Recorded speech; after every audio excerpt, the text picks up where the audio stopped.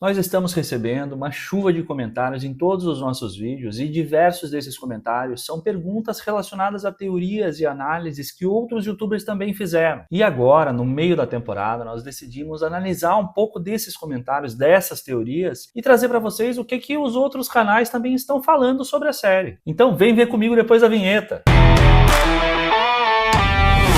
Fala, meus queridos, eu sou o Diogo Alpendre e seja bem-vindo a mais um Viu Comigo. Como vocês já sabem, desde 2022 a gente come ruptura com farinha e já estamos com mais de 300 posts no nosso perfil do Instagram, severance.ruptura, sobre a série, além de mais de 35 vídeos aqui no canal do YouTube. E isso tudo com um detalhe, nós lançamos esse canal só há 3 meses. Então acho que nós estamos analisando bem essa série, né? E agora que nós chegamos no meio da segunda temporada, que tal dar uma olhada no que os outros canais estão falando também sobre a nossa série preferida? Ah, e se você ainda não está inscrito, aproveita, se inscreve já, deixa o seu like nos vídeos e ativa as notificações para não perder nenhum dos vídeos novos que vão sair, porque essa segunda metade de Ruptura vai pegar fogo. Então vamos lá, direto para o vídeo de análise do que alguns dos nossos youtubers preferidos estão falando sobre Ruptura. E vamos começar com o Gaveta. Eu acho que eu descobri o Gaveta no YouTube mais ou menos na mesma época em que eu descobri Ruptura. Se duvidar, até foi ele um dos primeiros vídeos em que me motivou a assistir a série também. Olá pessoas, tudo bem com vocês? Vamos falar de Ruptura mais uma vez, depois do primeiro vídeo que eu fiz aqui no canal de muito sucesso. E ele arrebentou naquela primeira análise, acho que lá em 2022. Elogiado inclusive pelo meu querido Ben Stiller, que virou amigo meu, passou a me seguir no Twitter. Ele passou a me seguir no Twitter. Eu vou comemorar isso sempre. Amigo do Ben Stiller, cara, realmente tem que comemorar todo dia, loucura, e pô, cara, mereceu, né, porque aquele teu vídeo foi fantástico, fantástico, todos são, mas esse em especial arrebentou. Nós já começamos a segunda temporada de Ruptura, e eu quero falar, ao contrário do primeiro vídeo, mais da parte conceitual e não tanto da parte técnica. A parte técnica do Gaveta é imbatível, então vamos ver a conceitual. Essa série tá fazendo um sucesso estrondoso, tá trazendo um lucro enorme pra Apple, muita gente elogiando, cara, que é um novo Lost, os mistérios e tal. Eu acho que esse sucesso, ele não se deve só aos mistérios, ele se deve ao modo curioso como se aborda os temas, sabe? Como eles transformam isso daqui num grande laboratório humano. E realmente, né, parece que tudo é um grande experimento,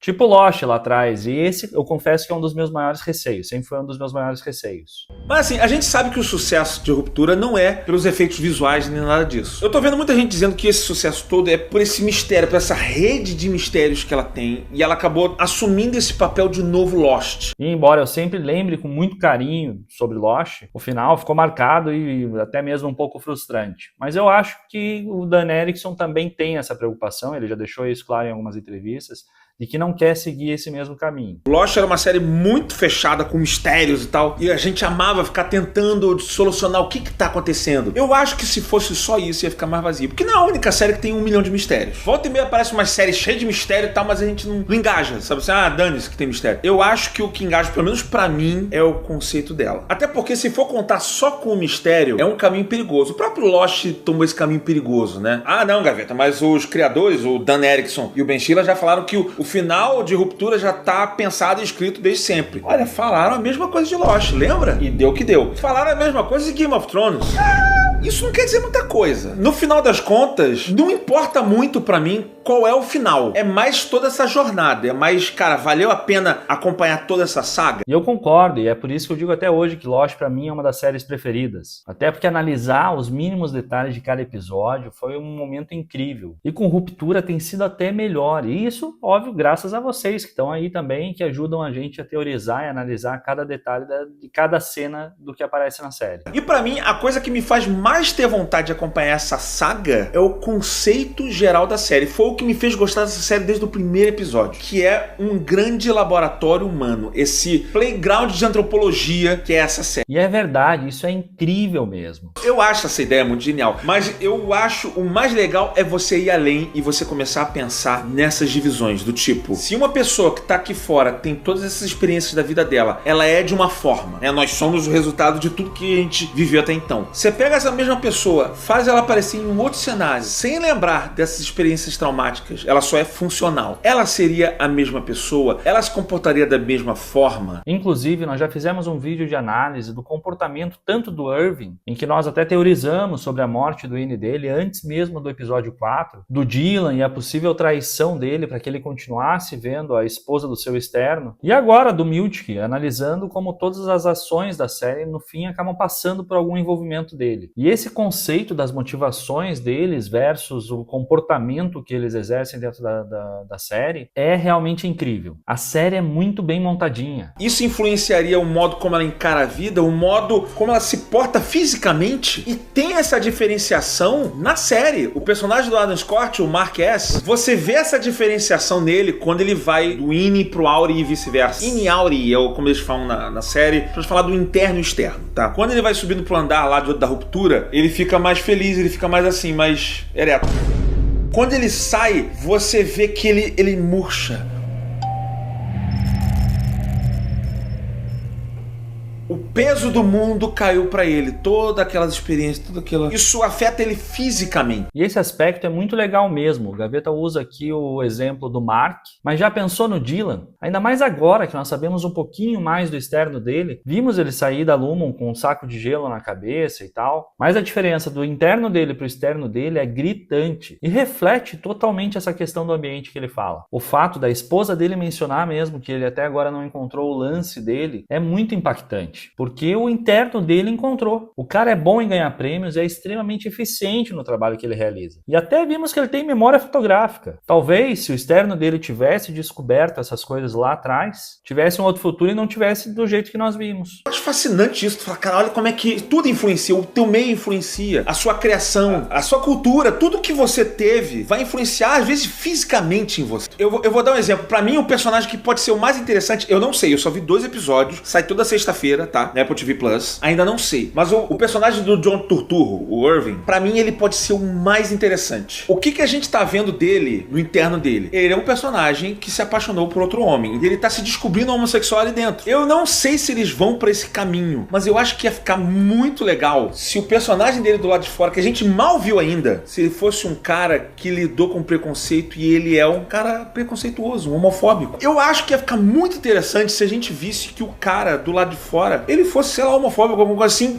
e tem todas essas amarras nele, sabe? Essas coisas que ele criou, e aí o interno dele pode ser quem ele realmente quer. Ele não tem todo aquele preconceito, toda aquela criação que ele teve, ele pode finalmente ser quem ele deveria ser. Isso é uma teoria minha, tá? Sei lá, terminou a primeira temporada, ele batendo na porta do Burt e tal. Na minha cabeça, no momento que ele voltou pro personagem dele e apareceu o Burt na porta, ele deve ter enxotado, sei lá, seus gays, sabe? Falar alguma coisa assim, e ter sido homofóbico, alguma coisa assim. Pode não ser, mas tá entendendo? Assim, esse é o tipo de coisa que eu acho que seria legal de explorar nessa série. Bom, o Gaveta disse que só viu 2 episódios, então a gente consegue compreender que ele só tem aquela parte ainda da história. Mas não é bem isso que nós vemos, né? Não parece que não é o caso. Já que nós vimos ele conversar com o Burt e aparentemente não demonstrou nenhum traço de homofobia ou de preconceito, pelo menos não por enquanto. E até confesso que poderia ser interessante nesse sentido antropológico que o Gaveta comentou, mas eu torço muito por um relacionamento deles. Embora, se nós pensarmos bem, se realmente essa for a última temporada do John Turturro na série, ele provavelmente vai ter um final trágico aqui, né? Mas isso tudo tá me botando pra pensar sobre o seguinte: eu comecei a entender qual é o propósito geral da série. Mas se você parar pra pensar um pouco, o final da série, ele vai ser amargo, porque um desses personagens vai morrer. O interno, ele só existe enquanto você leva o seu corpo pro andar da ruptura e ele passa a existir, e vice-versa. Então, no final dessa série, ou um ou outro vai ficar existindo pra sempre, certo? Não necessariamente, né? A premissa dessa segunda temporada passa muito por esse aspecto da reintegração, que seria a possibilidade de repente os dois viverem no mesmo corpo. E esse vídeo do Gaveta, ele é mais interessante ainda porque ele entrevista o elenco de Ruptura na CCXP e consegue ter um pouco da visão deles. E é muito legal isso, né? Mas como o Gaveta comentou, ele só assistiu 2 episódios ainda. Então, pô, Gaveta, vou ficar esperando aqui um vídeo teu da temporada completa depois, hein?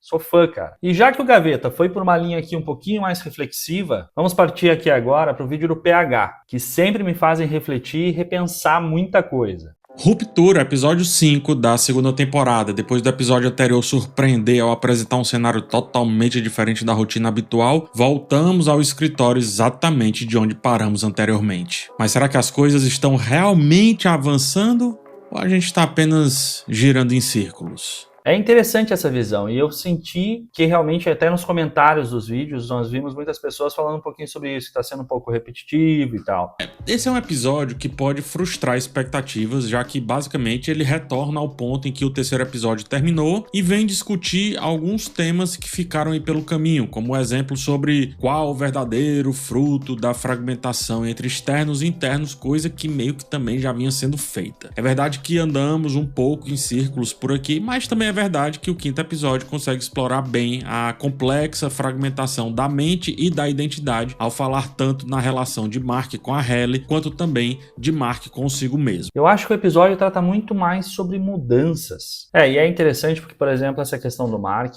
ele acho que é mais latente, é mais visível essa questão de mudança dentro dele, no sentido de que a gente vê ele sofreu os efeitos da reintegração e realmente é notável já alguns comportamentos, mesmo que pequenos, alguns comportamentos do externo dele no interno dele, mas mesmo nos demais, nós vemos aqui, por exemplo, a relação do Miltic com a Natalie, ele buscando aqui uma mudança e ao mesmo tempo sofrendo a pressão da Lumon para que ele mudasse as atitudes com os internos e começando até mesmo a colocar isso em prática de alguma forma. Agora, até mesmo ao falar sobre Miltic, que oscila entre o poder que acredita ter e a opressão que sofre e que o faz questionar realmente os seus sentimentos, as suas vontades e se isso tudo é verdadeiro e possível de sentir. E isso é interessante, né? Porque nós fizemos agora recentemente um vídeo de análise do Miltic, mostrando um pouquinho da trajetória dele, das ações dele, que culminam basicamente em todas as ações positivas para os nossos zines. Se nós formos pensar, não só sofre essa preocupação e essa pressão por parte do Drummond ali e de ter que lidar com essa liderança sozinho, porque antes ele tinha a Cobell e a Cobell servia muito como testa de ferro para ele, para levar a culpa das coisas que ele fizesse de errado. Aqui não, ele tá na linha de frente, então ele é quem sofre essas consequências, ele sentiu isso com o Drummond. O Miltic é uma pessoa extremamente inteligente, até que ponto parte dessas ações não são calculadas e até que ponto ele não vai de repente colocar os princípios dele e os valores dele à frente dos desejos da própria Lumon. Nós vimos, por exemplo, uma fagulha disso talvez acontecendo nele falando com a Natalie sobre a questão dos quadros, né? A sensação que dá é que ele está puxando ela um pouquinho para perto dele, talvez aqui tentando encontrar uma aliada. Começamos o episódio sem saber claramente quem é o homem que empurra o carrinho para buscar uns materiais de restauração, que também parecem ferramentas de dentista, diga-se de passagem. Nós aqui já descobrimos, aí nós publicamos inclusive no vídeo de análise do episódio, que essa personagem é interpretada pelo ator Rob Benson, né? Nós conseguimos identificar ali já a imagem, e que ele vai ser chamado de doutor, e provavelmente então ele é o responsável pelo espaço do andar de testes, que nós vamos ver muito provavelmente já nessa sequência da temporada. Em seguida somos levados a algo que já vinha sendo citado, que é a sala de exportação. O corredor escuro com o símbolo vermelho sobre a porta é a mesma coisa que as pinturas de Irving lá do lado de fora. Também é parecido, se não igual, com o desenho, com as coordenadas que o Dylan encontra atrás do quadro no funeral do amigo. Ou seja, a tal, melhor dizendo, da sala de exportação é a grande tema pra gente resolver ao longo dessa temporada e que acredito deve movimentar essa história. Acredito. E isso é bem interessante, porque essa descoberta desse lugar nós tivemos lá na primeira temporada, quando a Casey foi mandada para lá, né, como o andar de testes, pelo que a Cobell tinha dito. Aqui, mais recente, nós tivemos a informação do Irving com conversa com a Felícia, descobrindo que aquilo seria o centro de exportações, ou seja, a sala de exportações. E nós temos uma teoria bem interessante em relação a isso, que é a Ótica Design, até que ponto eles não levavam esses itens até lá, durante esse período em que ela estava sendo preparada para o que ela seria, e a partir do momento que eles começaram a ter cobaias lá, como a própria Casey dentro desse processo, eles tiveram que parar de ir. E aí, sim, esse homem foi quem começou a ir buscar as coisas na Ótica Design, esse doutor, né? E aí, automaticamente, aquilo deixou de ser uma sala de exportações e se tornou o andar de testes, para onde a Cobell mandou o Miltic levar a Casey, que aconteceu no final da temporada passada, ou seja, há poucos dias, se nós formos pensar na cronologia da série. Outro ponto aqui que é interessante, que se nós formos pensar, isso aconteceu de forma gradual. Então nós tivemos lá a descoberta desse espaço no episódio 8, se não me engano, da primeira temporada. Agora, na segunda temporada, nós não só descobrimos que, de fato, a Casey está lá num processo de teste, de alguma forma, descobrimos quem seria a pessoa responsável por esse andar e os instrumentos que ele leva, ou seja, o que de repente ele faz dentro desse espaço. Nós estamos descobrindo com uma certa crescente o que representa esse espaço para a própria série. O fato é que as coisas não se moveram tanto após 2 grandes eventos, né? A reintegração 2.0 do Mark, lá no terceiro episódio, e a revelação que a Hayley estava sendo utilizada ali pela sua versão externa. No final do episódio, há até um indício de que a reintegração começará a bagunçar a identidade do Mark, como eu já sugeri em textos anteriores, porém a questão da Hayley ter sido manipulada pela sua versão externa é praticamente resolvida em uma única cena que minimiza o impacto do ocorrido. Em outras palavras, o roteiro faz pouco caso de coisas que parecem gigantes naquele episódio, tenta resolver essas coisas com saídas simples, e é muito parecido com o jeito com que a Lumon faz com os funcionários, né? Tentando convencer os funcionários que muita coisa que está acontecendo não é nada demais. Eu confesso que penso nessa lógica de cronologia de uma maneira diferente, porque nós temos aqui uma situação que houve muitas mudanças, né? Primeiro nós perdemos o Irving, e aqui a gente vai ter que entender agora como é que os Innis vão lidar com essa perda, e embora a gente veja aqui no Mark, por exemplo, uma resistência maior para aceitar isso, porque como ele já conhece o lado de fora, ele consegue ter essa separação, essa distinção de que a pessoa não está morta, ela só não vai mais para andar de ruptura. O oposto disso é o Dylan, que ainda não foi para fora, né? Ele teve lá 30 segundos no armário dele, mas para ele, de fato, o Irving morreu, porque ele não conhece a parte de fora. Com relação a Hayley, totalmente perdida, porque afinal de contas é o que nós falamos agora há pouco, ela acabou de entrar no elevador para ir para a gala, ou seja, fazem 2-3 horas. Então, essa sensação de que isso foi minimizado, eu acho que pode mudar já na sequência, se nós tivermos, por exemplo, consequências desses atos. Por exemplo, imagina, se a Hayley parecer grávida, nós vamos ver muitas consequências em função disso. É como se a série fizesse quase um gaslighting conosco, né? Uma manipulação psicológica que nos coloca duvidando do que vimos e do real impacto daquilo que a gente acabou de presenciar. Como assim o Mark não tá falando sobre a experiência bizarra na sala lá das cabras? Parece que só eu vi isso, né? Parece que nem você viu isso. Só eu vi isso. Então o roteiro da série meio que se desenrola como se fizesse esse gaslight aí com a gente, né? Rapaz, acho que eu sou o culpado da série não avançar. O problema dessa abordagem, apesar da metalinguagem ser até interessante, é que muita coisa fica mal explicada. Acontecimentos importantes parecem ficar, abre aspas aqui, só por isso mesmo.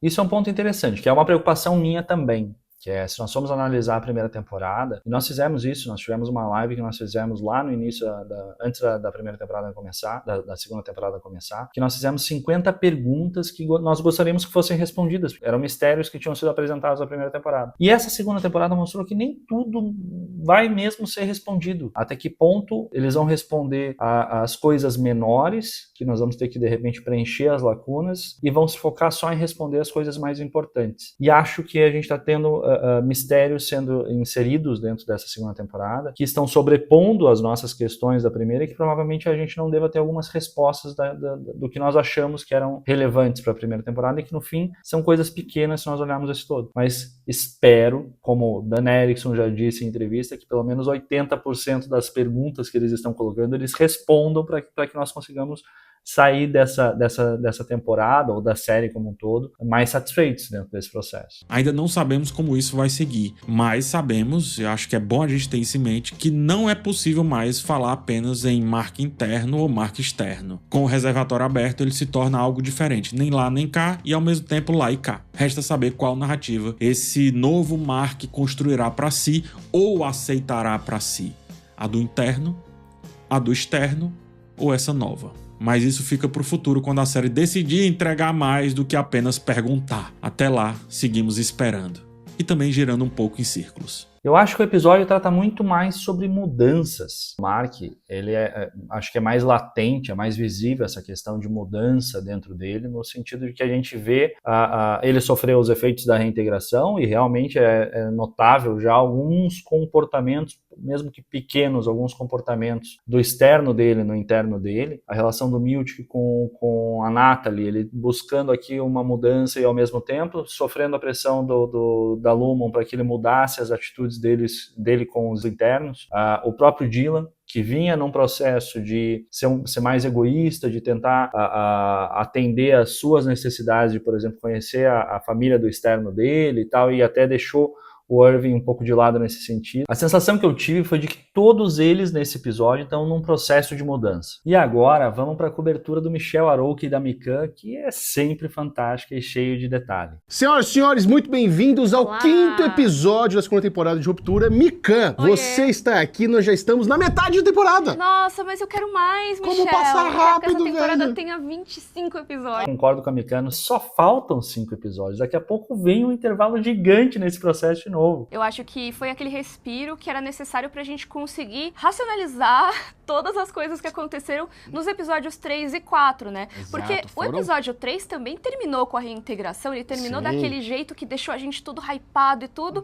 Aí o 4 foi aquele que foi diferentão, mais experimental, mas que teve essa grande reviravolta no final. Quer dizer, né? A gente tinha previsto o que ia acontecer, mas foi uma reviravolta. Foi ótimo, tivemos a confirmação. E eu gostei muito da forma que foi mostrado também. A Mikan aqui é fantástica, né? E é uma gênia. Ela está comentando aqui da questão da descoberta de que era a Helena, de fato, no andar de ruptura, e realmente havia muitos indícios. Nós fizemos um vídeo só sobre isso, só mostrando quais eram esses indícios, e nós acreditávamos mesmo também que a Helena era que estava lá. E não só isso, nós previmos a perda do nosso Irving, do INI do Irving. Nós fizemos um vídeo falando sobre isso, que nós acreditávamos que isso fosse acontecer, e não é que deu mesmo. Infelizmente, nós estávamos certos também dentro desse processo. Aí agora a gente precisa parar e pensar sobre tudo o que tá acontecendo, tá? E a reintegração, será que vai funcionar? E esse negócio da Helena Helly, será que vai ter algum impacto com o pessoal da MDR? E todas essas respostas a gente tem no quinto episódio. Então ele era um episódio extremamente necessário nesse momento, eu acho. Ainda mais pra meio de temporada, né? Você tem toda a razão, e mais, eu senti que esse episódio ele teve uma temática muito específica.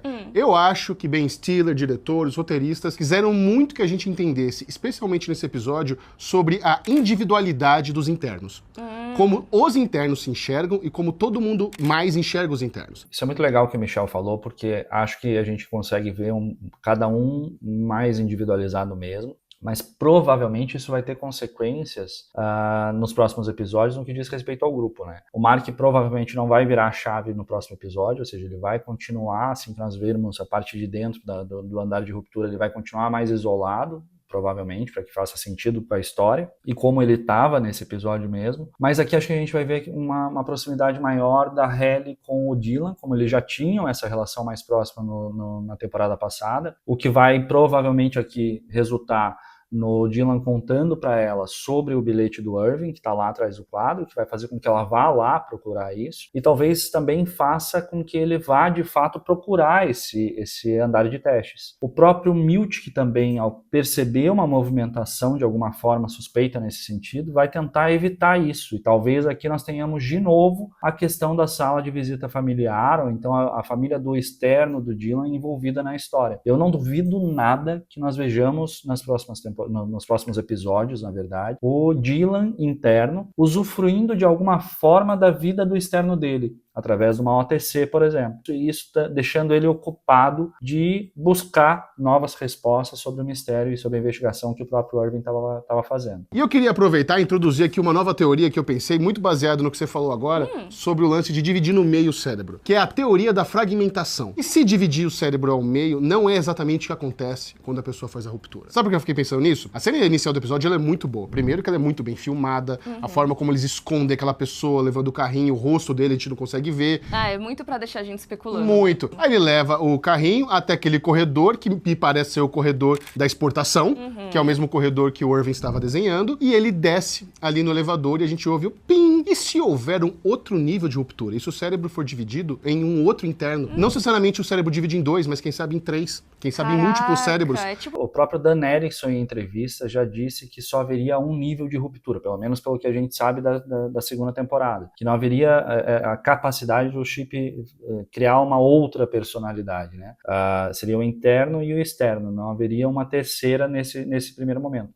Mas também, assim, a gente está falando de ruptura, que é uma série que pode acontecer qualquer coisa, Eu acho difícil agora, principalmente por essa declaração dele, mas quem sabe, a gente não consegue bater martelo em nada, né? E mais, por que instrumentos dentários? Isso eu achei muito louco, né? Olha, na cultura pop, nos filmes, a única coisa que me veio à mente é que a arcada dentária serve para você identificar corpos. Mesmo os corpos queimados. Mesmo os corpos queimados. E se ele for o responsável por adulterar corpos, e por exemplo, foi assim que eles identificaram a Gemma, porque ele pegou um outro corpo, mudou a arcada dentária, e ele é o cara que consegue dar esse balão. Penso mesmo, acho que faz todo sentido, de fato, até porque nós vimos lá na frente que o corpo da Gemma, o fake, foi cremado, mas que o Mark tinha identificado, então tem que ser identificado de alguma forma, né? E a arcada dentária normalmente está associada a isso, o fato deles terem ali demonstrado instrumentos de dentista, que pode não serem os únicos, obviamente, a gente pode ter aqui inúmeros outros instrumentos médicos que sejam produzidos pela Optic Design para serem utilizados lá, acho que tem esse objetivo de verdade. E esse personagem que nós já revelamos, já falei nesse vídeo também, que é o Rob Benson, quem vai interpretar, tem o nome de Doutor, e provavelmente é a pessoa responsável pelo andar de testes ali, pelo tratamento das cobaias, como a Gemma, dentro desse andar. Provavelmente ele deve precisar de inúmeras ferramentas, inúmeras coisas. Né? Então, e a gente tem, né, essa dúvida em relação ao que o O&D realmente faz, porque todos esses acessórios, esses itens que eles produzem, que parecem não estar diretamente relacionados, será que tem o mesmo propósito, já que eles estão indo meio que para o mesmo lugar? Boa. Não vai necessariamente para o mesmo lugar. E a química acho que tem um pensamento fantástico, que é o que a Optic Design produz, porque nós já vimos lá regadores, machadinhas, agora instrumentos médicos. Nós vimos no episódio 2, o senhor Saliba lá, que é a pessoa que faz a entrevista com o Dylan, fala que até as próprias portas eles fabricam, ou seja, eles devem fabricar de tudo, até para evitar a espionagem industrial, mas que eles produzem de tudo. Então, a Optic Design deve produzir também coisas para outros departamentos, que não só para o andar de testes. Né? Falando em reintegração, já estamos sentindo ali efeito colateral. Tá com aquela tossezinha, o coffee da Covid, que não para nunca, e ele tá passando mal, e ele tá meio que flicando entre as duas realidades. Sim. Então, e outra coisa, eu achei ele muito desapegado nesse episódio. Uhum. Ele tá querendo trabalhar, não tá querendo papo. A Hayley Mark, voltou não ali. foca no trabalho não, Mark. Pois é. Você não pode completar esse Cold Harbor, Imagina. não. Existe um material promocional que mostra a conclusão do arquivo Cold Harbor, né? Não mostra necessariamente o arquivo Cold Harbor, mas mostra ele concluindo um arquivo. Dá a entender de que ele vai concluir de fato. E essa questão dele tá diferente, tá mudando, acho que passa muito por esse aspecto, que é ele sentir a satisfação e o controle em realizar aquele trabalho. Não só porque ele conhece aquilo, mas porque aquilo também está relacionado à Gemma, e isso inconscientemente pode estar afetando o interno dele de alguma maneira. Principalmente agora com a reintegração, que ele está sofrendo mais a influência do externo nesse momento. E realmente eu achei estranho ele pedir para terminarem logo, para que ele pudesse voltar a trabalhar, mas exatamente porque ele está apegado a isso, que é o que ele conhece, o que ele tem certeza e o que está satisfazendo ele de alguma forma, né? A Hayley voltou pela primeira vez aqui na temporada, ela tava sumida, tinha sido sequestrada, querendo entender o que tá acontecendo, ele não quer papo com ela, e eu fiquei perguntando por que ele tá tão deslocado. Ah, mas ele tá puto, né, Michel? Eu acho que ele tá com vergonha. Também. Tanto que o Miltic joga isso na cara dele Pois depois, né? Você já contou pra Hayley que você transou com ela? E que na verdade com a externa dela? E que na verdade era a Helena, que é a próxima líder dessa empresa, que não sei o quê. Isso é fantástico, porque nós publicamos um vídeo recentemente que falava exatamente sobre as atitudes do Miltic e de que forma essas atitudes, de certa maneira, foram a favor dos zines e das ações que movimentaram a série até agora. E aqui é muito interessante que é essa reflexão, que é o porquê que o Miltic tem essa atitude com o Mark. E eu pensei, ele tá apertando o cerco. Mas não necessariamente, né? Porque, vamos olhar para o episódio. O episódio todo o Mark estava desconfiado de que a Helena pudesse estar ali ainda, usando o corpo da Hayley. E que ele nunca vai saber, nunca vai ter certeza se é ela ou não quem tá ali. E essa atitude do Miltic, de certa forma, dá essa resposta pro Mark. E não só deu essa resposta, como deu a informação de que a Helena é a futura líder da empresa, que é uma informação que ele não tinha. E agora ele tem. O Miltic sendo inteligente, da forma como o Miltic é, a sensação que me dá é de que isso aqui não foi aleatório. Mais uma vez, uma atitude do Miltic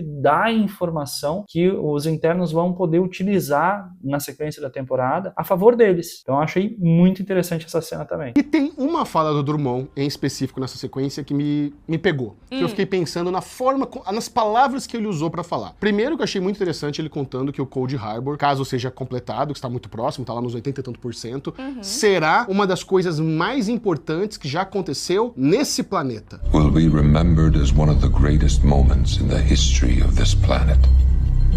Olha a escolha das palavras, nesse planeta. Quando a gente quer falar de algo muito grandioso que acontece, a gente não fala dessa forma. A gente fala mundo, na história. Uma das coisas mais grandiosas da Terra, do mundo, de todos os tempos. Ou seja, será que desse planeta não é o nosso planeta Terra? Caraca, eu não tinha pensado por esse Eu achei sentido, mas muito esquisita como ele escolheu essas palavras, sabe? realmente é estranho. Mas a galera da Lumon é estranha também, né? É muito estranho. E tem toda a questão também, o Bubu é super encanado, o nosso diretor aqui, ele sempre fala, cara, eu não aguento mais ver inverno, essa localização deles é esquisita.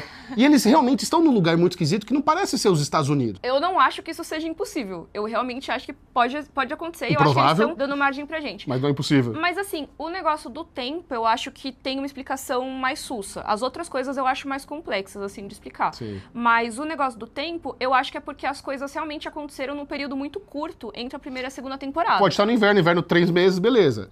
Até rolar o negócio deles saírem ali na coisa do overtime, né, da hora extra, que eles Sim. invadiram o corpo dos externos, Na né? primeira temporada. Lá né? no fim da primeira temporada. Isso aconteceu tudo em umas 2 semanas. Foi Inclusive vieram nos comentários já falar sobre essa teoria. Então o Michel já tá repercutindo aí a teoria dele. Mas tem uma resposta muito clara nisso, tá? Primeiro assim, a Mika dá uma resposta ali com relação ao tempo e faz todo sentido.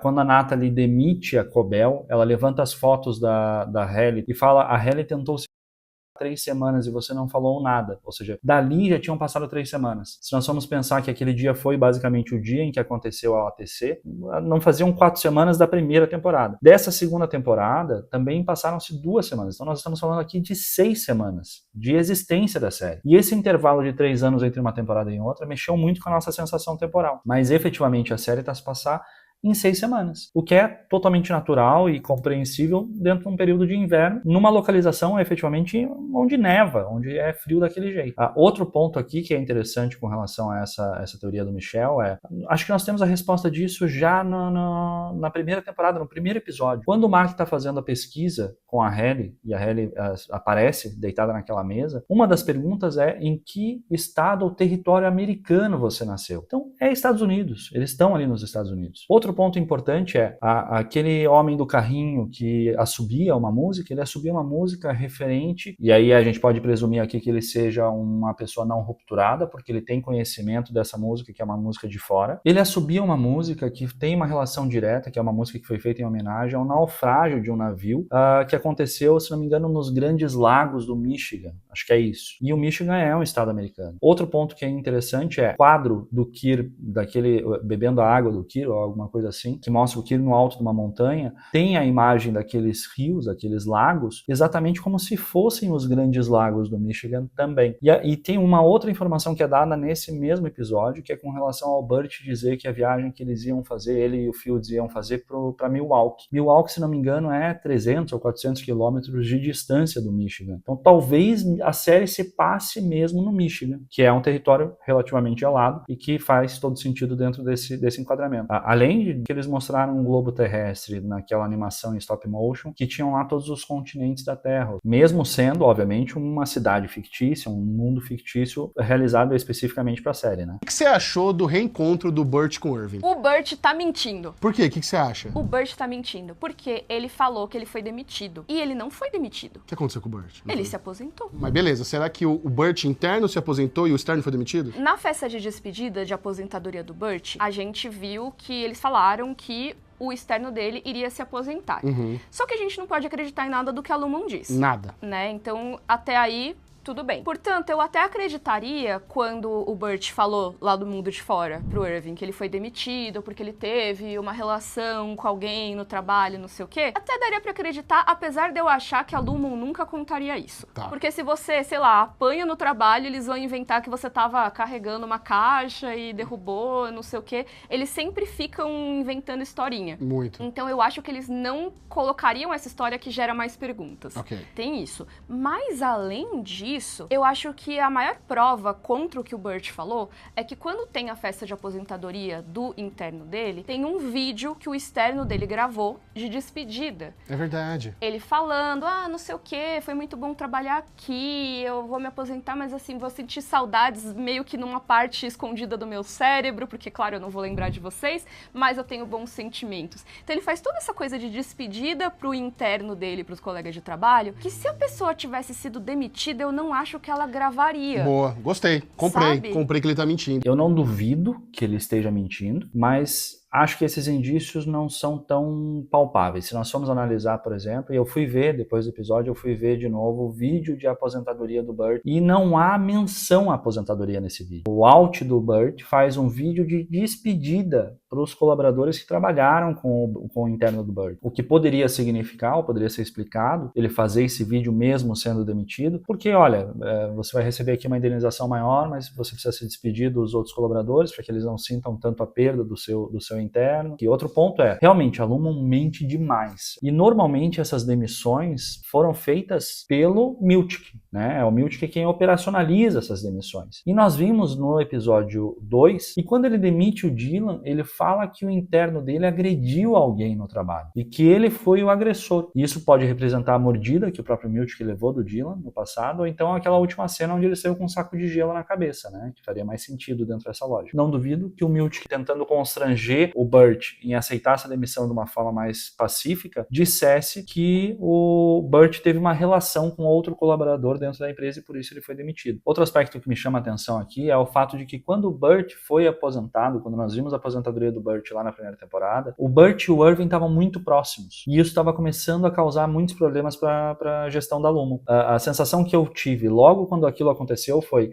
aqui tem o dedo do Miltic, aqui tem a Lumon fez alguma coisa para que o Burt fosse demitido ou fosse aposentado dentro desse processo, oferecer uma indenização monstra para que ele se aposentasse ou alguma coisa assim. É muito difícil dizer se está ou se não está mentindo. Eu prefiro acreditar que não, e acho que há indícios que digam que não. Vamos ver. E se de fato essa for a última temporada do John Turturro na série, e que provavelmente vai ser, pelo que nós já vimos a nível de entrevistas e tal, é bem possível que essa relação tenha um fim trágico. Bom, para encerrar o vídeo, precisamos falar sobre aquele finalzinho do episódio, quando o Mark começa a ouvir a voz da Gemma, ele tá subindo as escadas e ele está ouvindo a Gemma falar sobre as habilidades do externo dele, né? Que ele sabe fazer baliza muito bem, todas as qualidades dele. E aí, cara, mas a forma como é filmada, né? Que ele vai intercalando do externo pro interno, e aí é como se o externo dele entrasse na Lumon, e ele começa a ver aqueles corredores brancos, e quando ele vira, a Gemma tá ali. E vou falar pra você, cara, o Adam Scott também é um ator que me impressionou nesse episódio. Não só nessa cena, quando você vê a feição dele, mas até naquela conversinha ali no banheiro com a Halle, que ele tá distante e ela entra e ele tá enxugando assim a nuca pra se acalmar, e ela fala, você não me reconheceu? Eu não reconheci, vocês são a mesma pessoa, então talvez eu não te conheça. E ela toma aquilo como ofensa, aí ele murcha. Cara, muito bom. Adam Scott, ó, parabéns, homem. Pode ser indicado pro Emmy já, tá? Maravilhoso. Parabéns mesmo. Nossa, tá novamente, indicado pro Emmy novamente. E tem uma coisa que a Gemma, senhora Casey, fala no final que eu achei interessante, porque eles cortam bem na frase dela. O seu externo vai